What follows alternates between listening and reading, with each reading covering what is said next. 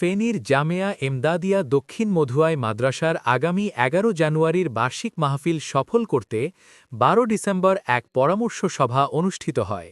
সভায় আন্তর্জাতিক মানবাধিকার সংস্থার কর্মকর্তারা জানান, মাহফিলকে সফল করতে তারা সব ধরনের সহযোগিতা ও প্রয়োজনে আইনি সহায়তাও দেবেন।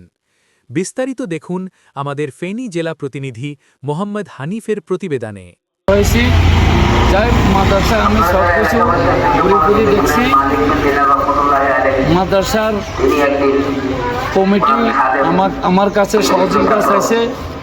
আমি আশা করি ইনশাআল্লাহ আন্তর্জাতিক মানবাধিকার আইন সহায়তা প্রদানকারী সংস্থার পক্ষ থেকে আমি আইনিভাবে আর্থিকভাবে যত ধরনের সহযোগিতা পারি ইনশাআল্লাহ ওদেরকে সহযোগিতা করে যাব বলে আমি ওয়াদাবদ্ধ। আপনারা সবাই আমার জন্য দোয়া করবেন যাতে আমি আপনাদের এই মাদ্রাসার জন্য সহযোগিতা করতে পারি। ধন্যবাদ।